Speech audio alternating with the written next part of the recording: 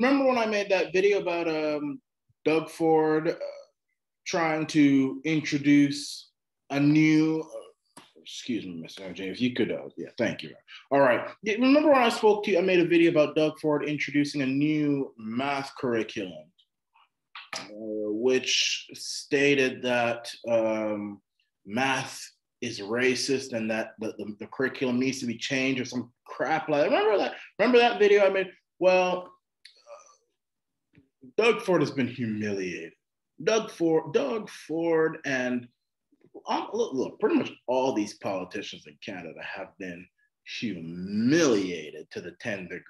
And I think a lot of that has to do with Arana Nation. I will take credit for that. So now he's backed away from it. He's backed away. Now, some people are saying that, this wasn't Doug Ford's idea and he didn't have anything to. Oh, thank you, Mr. Engineer. Engineer, oh my good, yeah. There's the story right there.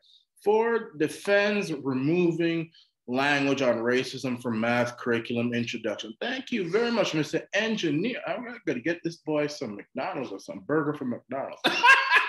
All right. Anyway, yeah, there's a story right there. But some people have said, "Oh, Doug Ford didn't have anything to do with it." No, he did. He did. He had because look, the premier of a province, I would say, is the most powerful person in that province, even more powerful than the prime minister, because prime ministers of Canada, the only thing they can really do is send our troops to war and impose federal taxes and withhold, transfer payments, which I think we shouldn't even be relying on anyway. We shouldn't be, those transfer payments that they take, the money they take out of Alberta, which is a prosperous province, independent from the federal government, and give it to all these other provinces like Quebec and Ontario. I don't think Quebec and Ontario should be accepting that money. That's just a way to control them. And I think we should do like what Alberta does and take advantage of our natural resources and become financially independent and say to hell with the federal government. You're a cancer on us. We ain't gonna do nothing that you tell us to do if we don't like it. And you can take your disease transfer money with you if you want. And the school systems introduced this thing that math was racist. They introduced that. And Doug Ford appeared to just sit back and let them do it. So I did blame him on it. And that was and him and his education minister were prepared to allow this to happen. But now, because of pressure from the commander-in-chief of Arana Nation and many others who have been talking about this issue, now it's no more. So Premier Doug, the domesticated house slave Ford, who should have died instead of his brother Rob, is defending the removal of language on racism and colonialization from the introduction to his government's new math curriculum, saying those issues should be addressed in other classes. Ford introduced the new curriculum after years of declining scores on standardized tests, and he said it's important to get back to the basics and teach financial literacy and coding. Well, okay, that's good. I'm still not going to support Ford. I will never support Ford ever again. He can go to hell. And anybody who is going to support Ford and they didn't agree with the way he handled this virus and you're afraid that it'll split the vote, well, you're an idiot. You can go to hell too. I don't care. And by the way, don't be so sure that lockdowns won't come back, because now I hear them talking about this new variant. And you see how they're trying to prop up this new variant. They are enjoying the power that they've had. And when you give government power, it's very hard for them to give it up. So now they're taking advantage of this new variant. And now you're hearing them talking about, forced vaccines. Well, that's when violence will happen. If you have forced vaccines, I will endorse violence. Anyone who comes to my door telling me I have to take a vaccine, I will choke them to death. But anyway, this this whole thing with critical race theory and all this whole racism talk, I don't endorse it. I don't endorse it. Okay? As a Black man, I don't endorse it. And I think that we Black folk, or as the Bible calls us, Hamites, the son of Ham, you know, all this Black talk, white talk, that's colonial stuff. When so-called white people who are known as Japheth, when they came to the New World and they say we look Black, we don't even look Black, we're mahogany. That's our color, mahogany. Do I look like a Black person to you? Do I look Black? My hair is Black. This shirt is Black. Do I look, but does this look Black? I mean, what idiot came up with the term Black? And white folk, they don't look white. They look more red or pink or in some cases tan. If you're talking about Donald Trump, I mean, Donald Trump don't look white. He look orange. But yeah, that's colonial talk. But because that's what you guys have been bred to understand, that's the terms I'll use, Black and white. The last thing Black people need to be learning is how to be more angry. And you can hate me for saying that all you want. Y'all are too damn angry. And the last thing Black folk need to learn is to be more angry and to be more conscious about racism and all this. Let me tell you something. Racism is never going anywhere. And everybody suffers from racism. The Jews have suffered from racism. The Arabs suffer from racism. The Chinese man suffers from racism. The Irish, the Italians, Germans after World War II. Racism will never go anywhere. But there's a difference between how the Jews and the Arabs and the Chinese and the Japanese have dealt with racism and how we Black people have handled it. And in some cases, I would even say Native people. The Black man and the Native man need to stop learning how to be more angry and start learning how to be more productive, like the Jew. You think Jews, if I were to walk up to a Jew and call him a kike, or tell him to go back to the oven, you think he's gonna care about that? You think that's gonna hurt him? You think that's gonna make him angry? All that's gonna do is get me to destroy my whole life. Because you know what, the Jew, first of all, the Jew comes after people for not even being racist because they have the power to do it. When I say that Israel is a scumbag, disgusting, filthy nation, which is going to hell in a handbasket, that's not racist, that's just anti-Zionism. But the Jews who support Zionism, they come after me and they do a lot of damage to me because they've got the power to do it. Because Jews, they don't care about being angry and marching up and down and Jew lives matter and tearing down statues and tearing up buildings. The Jew, from he is born, he is taught to go to school. He's taught to get an education. He is taught to know his Bible or his Torah. It's not Bible, his Torah. He's taught to know, understand, and obey the commands of God, religion. He's taught to be a good, upstanding member of society. And before you know it, that Jew, he's gone to college, and he's out of college. He's a doctor, he's a lawyer, he's a banker, he's a senator. He is whatever his heart desires. He is something productive. And one Jew does that and another Jew does that. And before you know it, the whole Jewish population is successful. And for the most part, they're thriving. And Jews have the power to do it. When you have economic power, when you have financial power, you don't care about little petty races. Some racist redneck boy from Alabama, Mississippi, calling you, oh, please, that boy probably don't even have flush toilet. I'm gonna care what he has to say. I can hire and fire him. And if I can't do it, my granddaddy can do it. That's what the Jew thinks. Same with the Arabs.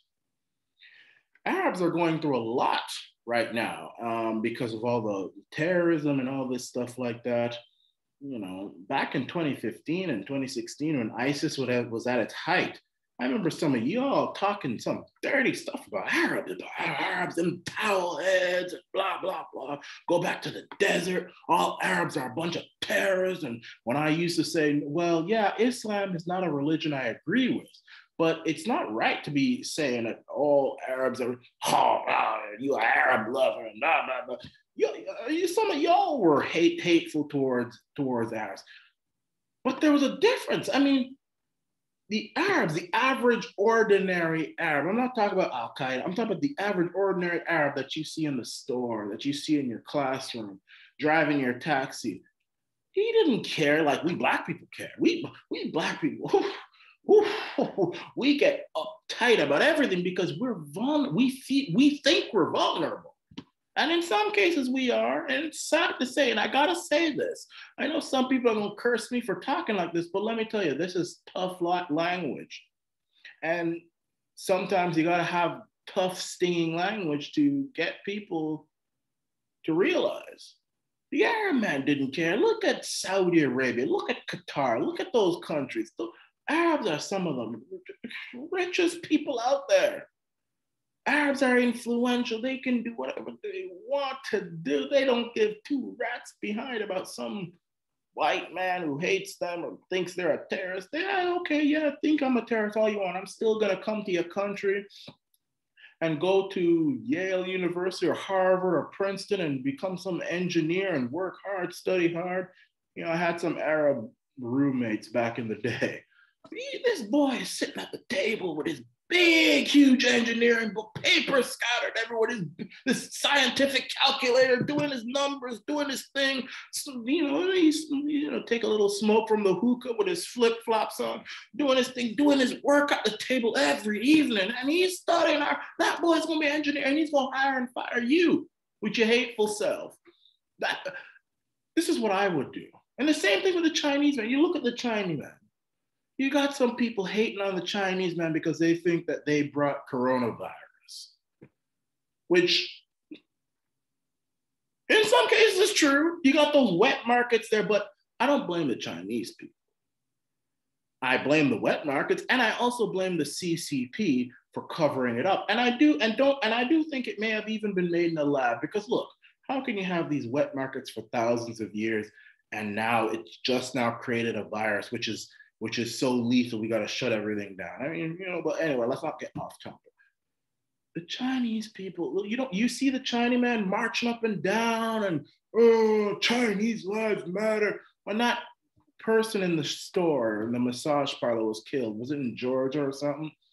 You see a bunch of Chinese people threatening to tear down statues and stuff? No way. They're too busy with their stores and their restaurants. They're too busy working. They don't have time for y'all and your nonsense. It's actually the white people who are now coming to the aid of the Asian people. Stop Asian hate. And the Asian man is looking like, I don't need your assistance, white boy.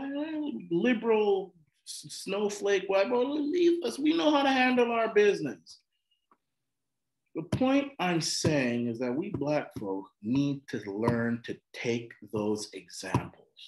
Instead of learning critical race theory and something as ridiculous as math is racist, if I was the leader, I would scrap that critical race theory and I would put in minority advancement classes.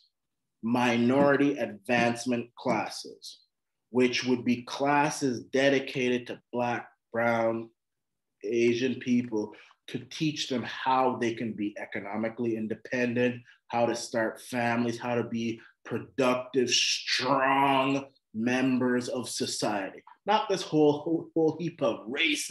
Oh, everything is racist, Black man. You are a minority. If you go into a store and someone look at you, that's racist. Everything is racist. Be angry, be bitter, be this, be that. No. In fact, I think that in and of itself is right. How are you going to allow a bunch of white folk who run the Department of Education to train you guys to be more angry, to train us to be more angry?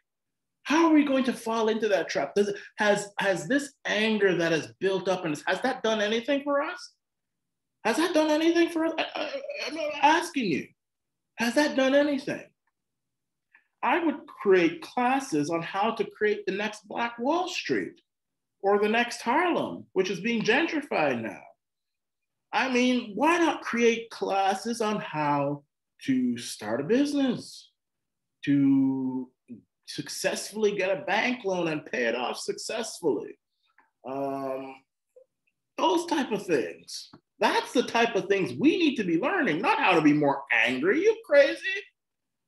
You crazy? Are you mad? Are you? And I'll tell you, you might say, oh, you just want to make us white. Well, okay, I want to make you white. Well, look, if you think being successful means that you're white, look at the white man and the Asian man.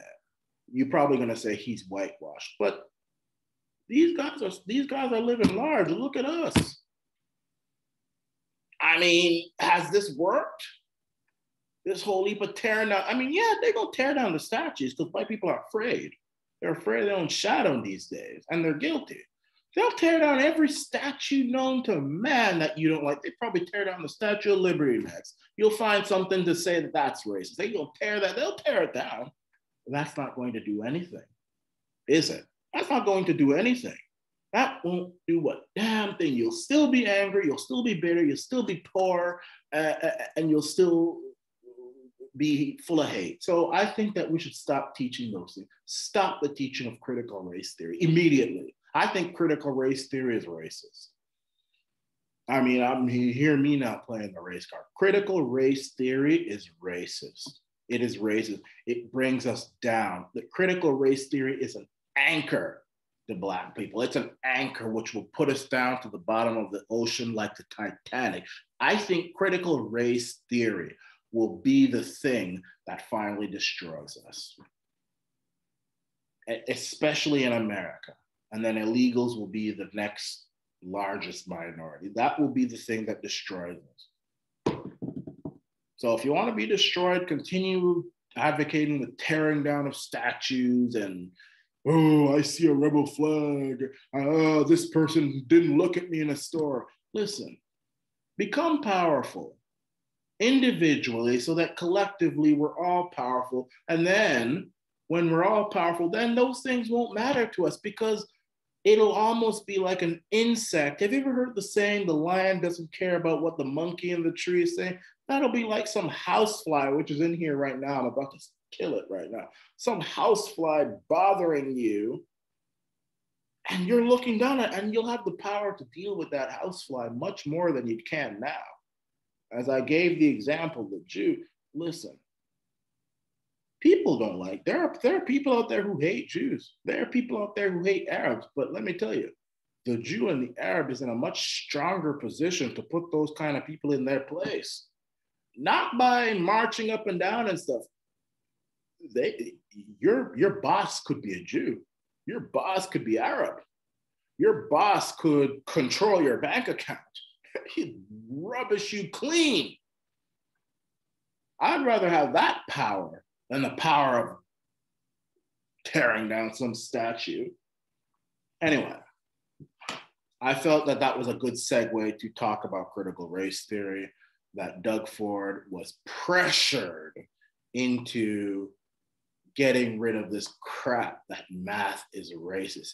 You notice when you put enough pressure on these politicians, they bow down to us. It's the same thing. Remember when Doug was going to give police officers the power to stop anyone whom they thought was outside that was not essential? And we put the pressure on that boy and he stood down. The same thing he did with this whole critical race theory and mathematics. So with that being said, continue with the civil disobedience, continue putting pressure on that boy and never support him again. This is your